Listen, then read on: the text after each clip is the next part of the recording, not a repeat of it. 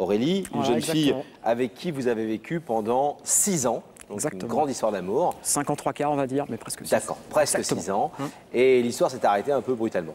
Exactement, on est passé d'un extrême à l'autre. C'était pas simplement deux jeunes personnes qui s'aimaient et qui pensaient l'un à l'autre très fort, qui se promettaient des choses. On les a vraiment vécues, on était tout le temps main dans la main. Partager les mêmes passions, les mêmes envies de vivre, les mêmes envies de découvrir plein de choses à travers plein de projets qu'on essayait de construire, moi et elle, de plus en plus, petit à petit dans la vie.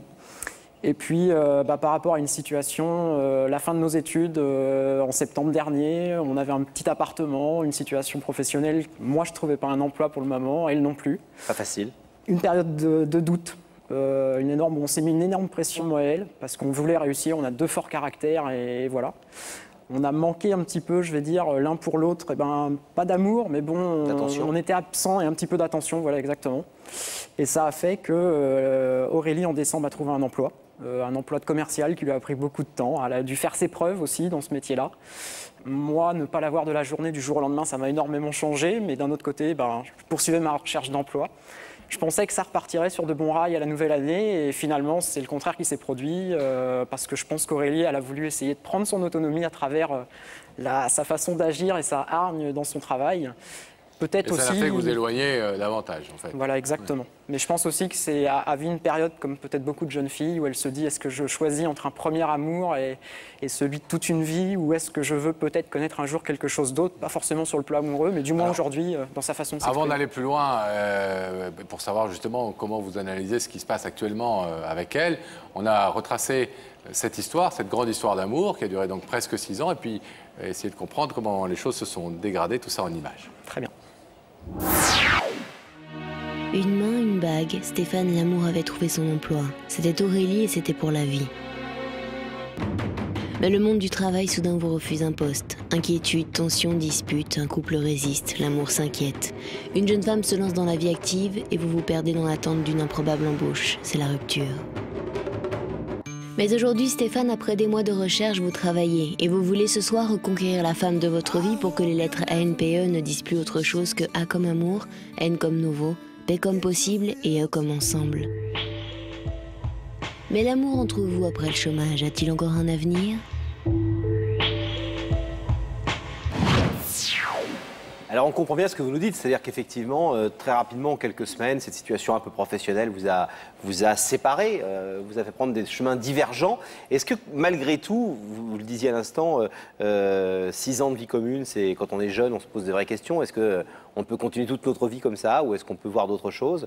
Est-ce que vous sentiez un petit peu cette lassitude, entre guillemets, amoureuse ou cette routine, cette habitude qui, lorsqu'on est jeune, ne doit pas forcément rimer avec amour? Non, justement, parce que moi et elle, pour finaliser nos études et puis se dire allez, on rentre dans la vie active tous les deux et en vue d'un mariage éventuel plus tard, de profiter de la vie avant et d'avoir peut-être un jour des enfants ensemble, enfin pas peut-être sûr, on prévoyait déjà les prénoms des enfants, etc. Donc après nos fiançailles du mois de juillet l'an dernier, on construisait vraiment la vie, moi et elle. On s'était acheté des choses en commun, on avait ouvert des choses symboliques, un compte chèque commun, on partageait le même appartement, les frais partagés, etc. Mais là, vous n'allez pas tellement dans le sens de ce que je vous dis, c'est-à-dire que vous allez plutôt, alors, le compte chèque commun, l'appartement partagé, etc. C'est un peu la routine que tous ceux qui vivent en couple ici connaissent un peu et qui est souvent quelque chose qui lamine les couples et qui en tout cas lamine le côté un peu excitant du début, etc. Il faut savoir le gérer ça. Alors quand on a 30 ou 40 ans, on le gère peut-être plus facilement. Quand on a 20 ans et qu'on a plein d'opportunités, déjà parler de compte chèque commun et de factures à payer et des prénoms des enfants, c'est peut-être ça qui lui a fait peur, non ?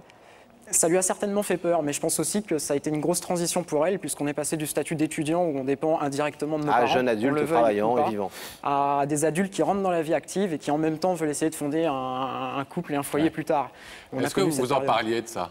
Ou est-ce que c'est une analyse que vous faites aujourd'hui a posteriori ou est-ce que vous en parliez? Non, on en parlait moi et elle, puisque après nos fiançailles, on s'était dit le jour où on va gagner notre vie prochainement, notre situation va s'améliorer, on va partager des choses. Avec nos fiançailles, on avait eu plein de cadeaux pour notre vie de couple et on s'était dit il nous manque vraiment peu de choses pour avoir un appartement. Une machine à laver, voilà, un fer à repasser. Non, mais justement, est-ce que vous parliez de ces doutes et du fait que effectivement vous aviez finalement rien connu d'autre l'un et l'autre et Oui, que c'était peut-être trop vite, on en parlait, trop tôt. mais d'une manière très courte. C'est-à-dire que pour moi, je pense que je lui avais toujours dit, et elle aussi, que l'entrée dans notre vie future de couple allait vraiment venir. Elle, c'est peut-être quelque chose qui l'a freinée, où elle s'est dit, on peine à sortir de ça, bien qu'on s'en donne les moyens, enfin qu'on essaye de s'en donner les moyens et que ça soit des projets qu'on ait. Et ça lui a peut-être fait peur. C'est elle qui est partie? Oui, tout à fait. Elle a quitté la maison? Non, ça s'est pas passé comme ça. On partageait un appartement qui était donc mon ancien appartement étudiant. Et quand elle m'a dit qu'elle voulait se séparer de moi par amour, moi, j'ai pas eu le courage de lui dire pars. Et je lui ai dit, écoute, je te laisse l'appartement pour le moment, prends le temps de prendre tes marques, d'avoir une stabilisation dans ton emploi, et puis de voir ce que tu veux donner comme suite à notre histoire. Et depuis? Depuis, je l'ai eu quelques fois au téléphone, mais les discussions sont un petit peu tendues, puisque je pense qu'elle réfléchit, elle a aussi un univers nouveau autour d'elle, dans lequel elle est en train de s'adapter très bien, je pense. Ça fait combien de temps? Ça fait maintenant 4 mois. 4 mois. Et en 4 mois, juste quelques conversations téléphoniques? Oui, quelques conversations téléphoniques. C'est une Vous avez période pas où vu? moi, quand elle m'a quitté, j'ai retrouvé un emploi qu'en février. Donc janvier, je l'ai très très mal vécu. Elle m'a quitté et ça a été une grosse période de décembre pour moi, où j'ai eu un gros doute. Je me suis dit, oh là, l'être avec qui je voulais vraiment partager ma vie, avec qui on s'est tout promis. En plus, je trouve pas de travail toujours. Enfin, Vous ça avez allait plongé vraiment un très peu? mal. Exactement. Ouais. Et elle m'a vu et je pense que ça lui a déplu aussi. Elle s'est dit, si je retourne avec lui maintenant, moi qui suis en train justement de prendre la bonne pente, ça peut ne pas m'aider. Et pourtant, c'est pas ce que moi je voulais lui offrir. C'est humain, je pense, comme comportement que j'ai eu. Et entre-temps, vous avez refait surface, vous avez trouvé du travail. Oui, j'ai trouvé du travail. Puis Elle j'essayais le aussi sait de... elle le sait, oui. Elle sait même que prochainement, ma situation professionnelle va me permettre d'être très proche d'elle. Donc c'est pour ça que j'avais engagé aussi cette Pourquoi démarche, puisque je vais pratiquement être dans la même ville qu'elle, alors qu'aujourd'hui C'est ce où n'est pas le cas. C'est à côté de la ville de Tours, dans D'accord. le 37. Vous Voilà. avez travaillé dans le même coin. Voilà. Et est-ce que vous savez si depuis votre rupture, pendant ces 4 mois, elle a eu d'autres histoires, sérieuses ou pas sérieuses d'ailleurs, mais... Non, vraiment pas, je pense pas. Là, c'est quelque chose, moi je lui ai toujours accordé une très très grande confiance, c'est pas une personne qui est comme ça. Je pense qu'au contraire, elle voulait trouver son épanouissement, c'est peut-être ce que je lui ai pas assez offert avant. Pas une liberté, mais une indépendance dont elle avait besoin et une manière de pouvoir être autonome et épanouie tant dans son travail que dans sa vie de couple. Et aujourd'hui, elle l'a à travers son travail. Moi, ce que j'aimerais lui proposer, c'est de la voir aussi maintenant dans sa vie de couple, parce que c'est pas incompatible. Bon. Et vous pensez qu'elle peut envisager de faire ça avec vous, justement? Oui, tout à fait.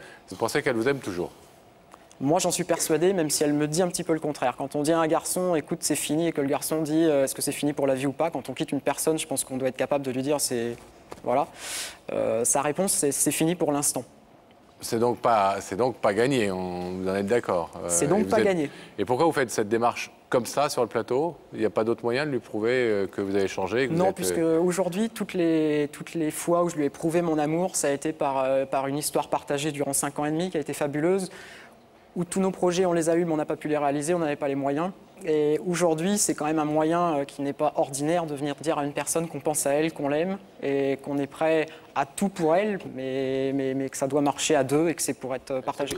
Eh bien, on va aller voir si elle se trouve aux côtés À tout de suite. Très bien. de Daphné, si elle a accepté votre invitation. On va attendre que le rideau se referme. Gabriel Coteau, notre réalisateur, va avoir l'obligeance d'ouvrir la connexion avec la loge. Daphné.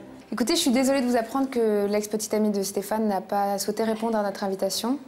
Elle préférait écouter le message de Stéphane depuis son domicile et la démarche de venir sur un plateau était vraiment trop importante et trop engageante pour elle. Elle a laissé entendre qu'elle se doutait que c'était Stéphane qui l'invitait. Oui, elle se doutait que c'était Stéphane qui l'invitait. Elle nous a promis en revanche de regarder l'émission, mais la démarche de venir sur le plateau n'était pas positive pour elle. Entendu, merci Daphné. Merci. On va retrouver Stéphane. Stéphane, vous savez que ça arrive de temps en temps dans l'émission, évidemment. C'est normal. Et puis c'est tout à fait compréhensible que quelqu'un n'ait pas forcément envie de venir raconter un bout de sa vie privée ou Ça se des comprend gens qui aussi. n'aiment pas passer à la télé, on les comprend tout à fait. Et il n'y a rien de déshonorable, au contraire, dans tout ça. On peut tout à fait comprendre ce type d'attitude. On peut vous permettre, si vous voulez, de passer un très court message. Regardez, il y a une Oui, caméra je veux qui va bien. s'approcher de vous. Si vous le souhaitez, voilà, elle vous écoute. Elle a dit je serai prêt à entendre son message. Donc voilà, profitez de cette caméra pour le faire si vous le souhaitez. Eh bien, bonsoir Aurélie. Alors, je suis venu à l'émission pour te dire une vérité. Elle est simple, c'est te dire que je t'aime énormément, que tu me manques beaucoup. J'aurais pas l'occasion dans ma vie de venir 2 fois sur un plateau télé prouver mon amour pour quelqu'un. Tu m'as connu durant une histoire de 5 ans et demi, rien que toi et moi, et elle était très très jolie cette histoire. Tu crois peut-être me connaître sous tous les angles, je crois que tu as encore plein de choses de moi à découvrir. Moi, ma démarche, elle est vraiment unique pour toi. J'ai vraiment réfléchi avant de la faire. Et aujourd'hui, le message que je veux te faire passer, c'est que j'aimerais qu'on reprenne contact, toi et moi, et qu'on arrive à construire quelque chose. Voilà. On est deux personnes qui avons eu une très très belle histoire. Et ça serait dommage que tu ne nous laisses pas une chance. C'est pas me laisser ma chance, je pense que c'est nous laisser une chance à tous les deux. Donc je suis prêt à t'attendre par amour, parce que je pense que tu peux aussi avoir besoin de temps. C'est peut-être important pour toi et je suis prête à te le laisser. Mais je veux vraiment que la situation entre nous s'améliore et que tu comprennes par cette démarche l'importance que tu as pour moi. Stéphane, voilà un message à la fois beau et direct et clair. Et bien construit. Vous avez quel âge? On va essayer. J'ai 26 ans, 26 prochainement. Ans. Vous êtes sacrement construit, mûr, organisé, etc. Pour quelqu'un de 26 ans. C'est pas un reproche, c'est plutôt quelque chose de bien. Oui, j'espère qu'elle saura, elle, le lire et l'écouter à travers mon message. J'espère l'avoir un peu ému et puis pourquoi pas, que ça lui donnera envie de reconstruire quelque chose. Vous nous tenez au courant en tout cas? Je vous tiendrai au courant, pas de problème. C'est ce qu'on vous souhaite, Stéphane. Merci beaucoup. Salut Stéphane, excusez-nous. C'est pas grave. À bientôt. Merci. On laisse partir.